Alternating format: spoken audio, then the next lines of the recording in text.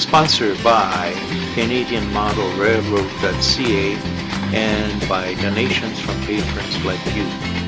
Further support provided by the biggest little hobby shop in Winnipeg, Frogs and Diamond. And now on with the show with your hosts, Peter and Joe. Well, Peter, what time it is? It's train time. Episode 53. 53. Season 5, September 2024. Right. We have a guest with us. Yes. Ivan Hall Yes. from Edmonton. Yeah. And today we'll be talking about, well, this show really is museum show, Yes. you know. So we'll be talking about what's happening in Alberta. Yes. And Update. Yep. And we'll also be talking about 2816. 2816 trip across North America. CPKC Heritage train that went from Calgary all the way down to Mexico and back. That's right. And also, well, we'll have the photo of the month and definitely a conclusion commentary. Yes. Well, Ivan, you came and visit us, you know, at the CMR and bring us some news in regards of what's happening in Great Alberta. Oh, yes. Well, I've been working primarily at the Alberta Railway Museum. Right. And this season got off to a fairly rocky start because the boilers branch in Alberta didn't get finished recertifying our steam engine 1392, and so she's only display for the summer. Mm-hmm. So then we were limited to 9,000, our reliable F3 unit, to pull our trains, and we got through the May long weekend, and the next operating session we went to start it, and we blew a credit card hole in the number 5 cylinder wall. Oops. So that put us without motive power, mainline motive power, and we still have our speeder, and we managed to get a trailer out so we could handle the crowds and that. But yeah, it's been quite an experience so far this summer. But you know, your steam locomotive is on the same standing right now as what's happening here in Manitoba with the Prairie Dog Central, because they're redoing all the pipe inside of their boiler, and they will have to be recertified and so on because of the 15 years inspection rules that we got here. Right. You know. Yeah. They've actually got a GoFundMe thing going for the Prairie Dog. They do. Yes. That's good. Yeah. You know.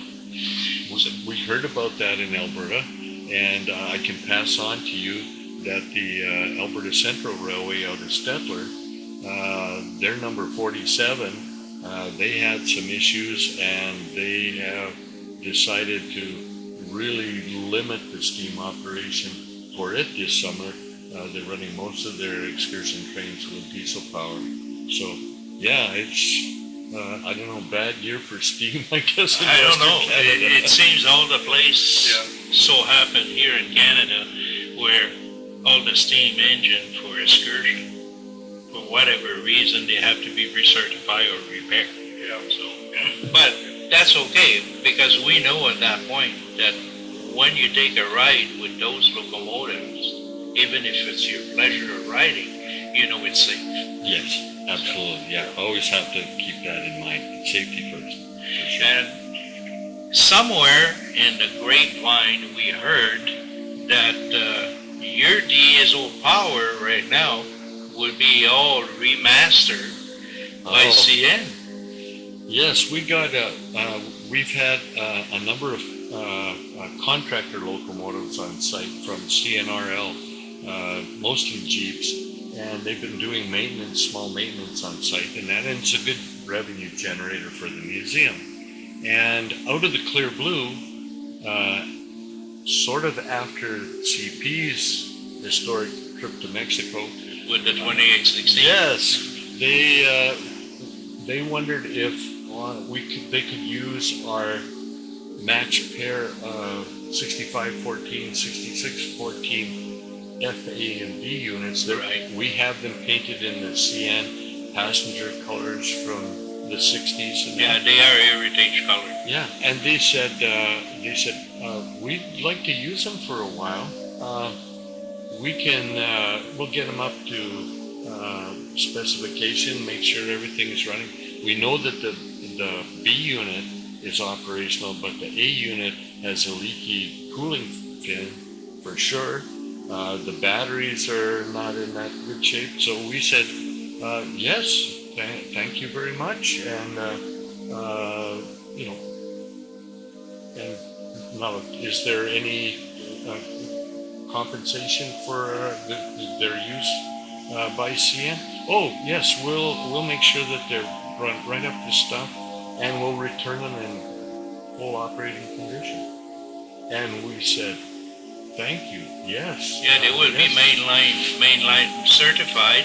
Absolutely. So, which is good for you guys, without trying to reveal what CN want to do. Really, Peter, is they want to do the same thing that CP did with the 2860. Heritage. Yeah, having an heritage tour. That's what they want to do. I think it's a good idea, and it's good for you guys. For us, we were overjoyed because we get fully serviced, properly serviced diesel locomotives that have been just sitting on site as display, and we get publicity through CN as to where they originated from and where Right. people can find them after CN is finished with them. So yes, it's a Well, win-win. And you said that they've already found the problem was one of the axles. Oh, they took them into Walker Yard, and within days they had the units in there checking the flanges and the wheels and everything. And my understanding is we saw pictures where they'd actually taken the traction motor and axle off of one unit. And Matter of fact, I think you sent us pictures. yes, yeah. You know, we'll put that in as we talk. These pictures will be running as we're talking. But you know, that's kind of a nice thing to do, because a lot of people, you know, especially on the other side of the borders, they don't realize how much stuff the Canadians do. You know, Yes. on the hobbies. You know, not only on the hobby with DHO and the N scale and so on, but you know, the scale that you have, you know, like the Operating 911, museums, yes. or museum stuff that is really going. You know, one other that come in mind that a lot of people don't know about that exists is Expo Rail in Dalson. You know, Yes.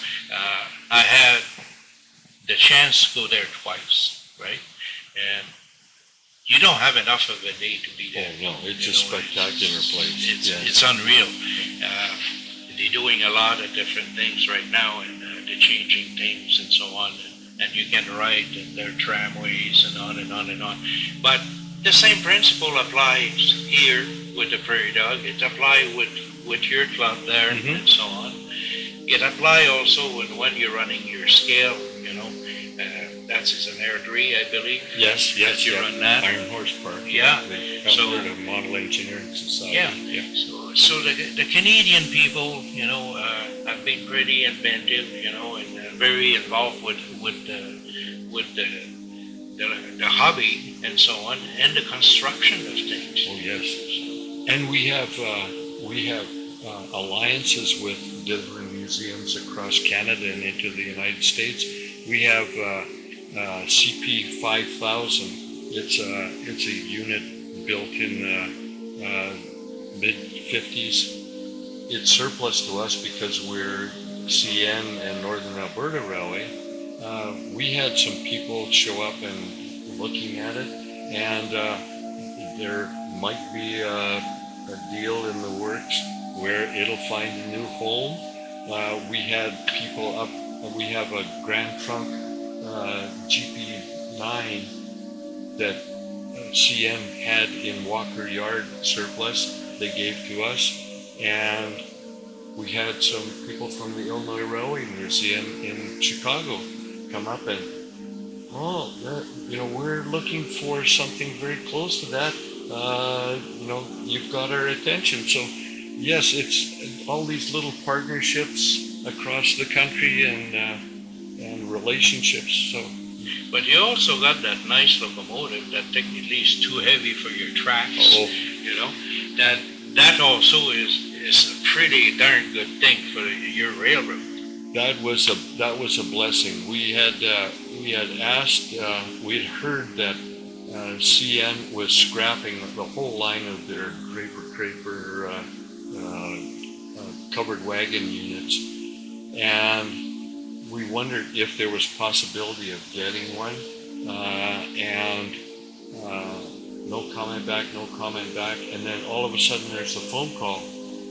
We've salvaged one for you. It's in Bigger, Saskatchewan, on its way to Edmonton. Are you ready to receive it? Yes, by all means. And it showed up on our property. It was 85 to 90% ready for road service. Mm-hmm. We rolled it into our, across our derail and that, and we pulled it into our yard. And our trackage in the yard is 85-pound rail. This unit is just at the very threshold of running over this light 85-pound rail. So we managed to get it off our main and into the yard for on a good solid piece of track, good road bed, and it's on display now only. You see, I was mistaken when we were talking about that locomotive. I thought they were on 70 pounds, and they were going up onto the 85. So, well, now that's a good correction, because we didn't want to have our viewer being misled. So they were on 85 pounds, and technically what they will need is 100 pounds. Yes. So, yeah. And a spin-off from that, how things, once the unit's there, well, we've got yard space that we've been trying to develop for years, and next thing you know, we've got a grant, we've got contractors coming in and putting roadbed in place for 3 spur tracks. All of that will be, 85 to 100-pound rail for sure. We'll have our 6 or 7 yard switches upgraded. So hey, that's one great. thing just leapfrogs into the next, and spirits are running high. Yeah. Did you heard any more news in regards of what's happening? I think it's Saskatchewan, the guy that wanted to have his campground and the train and all that in there. We haven't heard very much. We know that his operation is down south of or just west of Shaunavon, Saskatchewan. He has his Gary Southgate is the gentleman. He has his train there, which is maybe 15 coaches and baggage cars and that. He's got a number of passenger locomotives, F units, and other models. We've still got his Wisconsin Central business card, Magua, on our site. He is, I think, struggling a little bit, trying to get the momentum generated, but he's still very active as far as promoting it is concerned. The other bit of news that might be of interest to your listeners, and that is the Aspen Crossing Group down south of Calgary. They acquired the Canadian National Pacific out of Prince Albert. Oh yeah. And it moved down to their property, and they're in the process of fundraising. It's going to require complete boiler, tube replacement and that, but that I understand is still ongoing. So And that's to bolt recondition. yeah, they were fortunate in that when it was put to display, CN had just shopped it like a year and a half before that, and so the local CN employees up in Prince Albert made sure that all the bearings were kept lubricated while it was on display and that, so the move went very nicely. But it's another sort of one of these now antiques that is very close to being operational and will be a tremendous asset Yeah. certainly for Alberta, but for Western Canada. Well, matter of fact, about every museum right now in Canada have something going. Winnipeg's, they're redoing all that museum. Mm. That probably won't be open for the public till 2026. Right now, there's nobody who can go in there. But that would be a major change as far as the museum is concerned. Now, from Kenora, the museum there is a small museum, but the last news that I got out of it, their mural that they had have been totally refreshed and redone, which is good.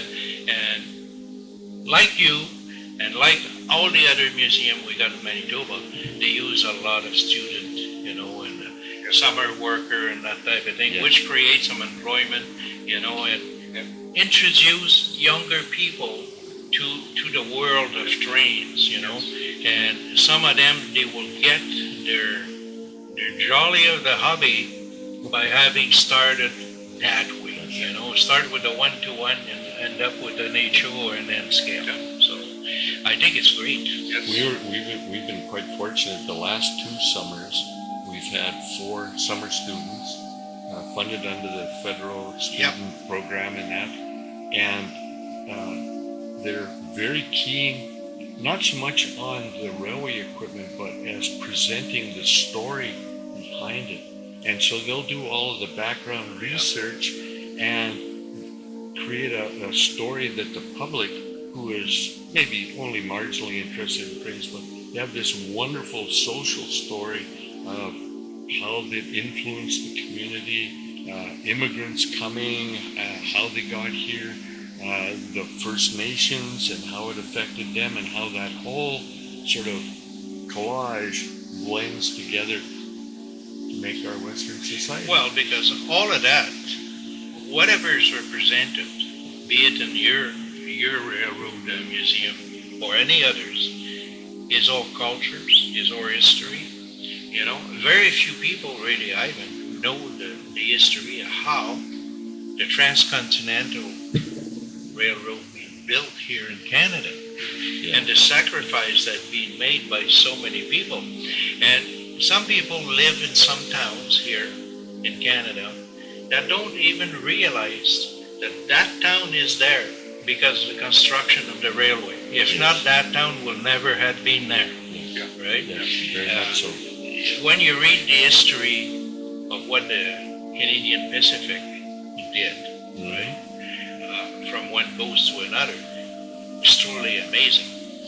And then they say, well, yeah, the government of Canada says CN is our national railway, but really it's CP who was the national railway, because CN was the amalgamation of all the other railway that were going bankrupt. Exactly. And now look what CP has turned into with the CPKC. I mean, they're a 3-continent or 3-country railway. Yes, Canadian has nothing to be ashamed of their railways, because we have been as ambitious as some other country, and we really have looked also after our heritage, and it's nice to see. My favorite, the Canadian Northern, started in Manitoba with a couple of entrepreneurs who decided that they weren't going to stand for CP freight rates. Right. And it became a farmer's railway, turkey track across the prairies and that. And by the First World War, it was a Western Canadian Transcontinental Railway. But you said that there's a couple of farmers, going in that. But do you know that in 2024, that still happened with some private railways, right? Short line railways. Case in point, you got the one in Selkirk, right? That goes right up to Gimli and so on, which Canadian Pacific was to abandon the whole thing. Just going to the mill in Selkirk and that's it. And they said, how we will move our grain, how we'll do this, how we'll do that. And there's a group of farmers and group of businessmen that got together and they did that short line, which today, in 2024, is very successful.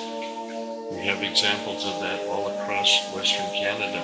There's a number of them in Saskatchewan, same sort of thing, a branch line. Yep. The local community gets together. The CN didn't want to continue operation. They take it over.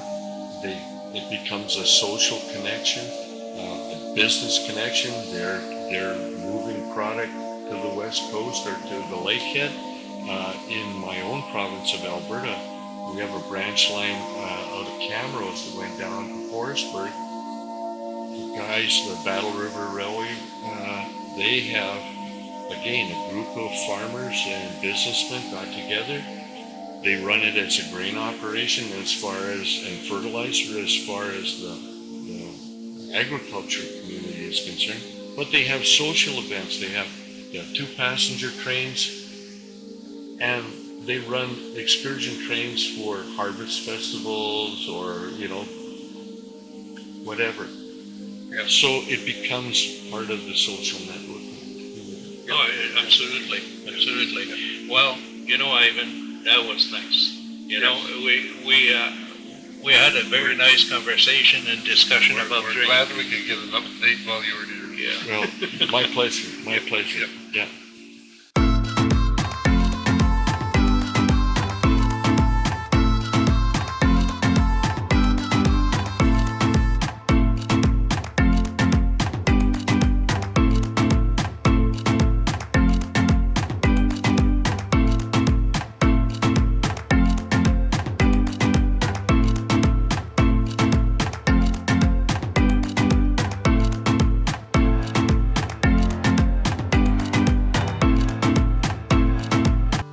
Now, Peter, I guess it's time for... It's train time. No, it's the photo of the Photo month. of Hey, the blooper are free.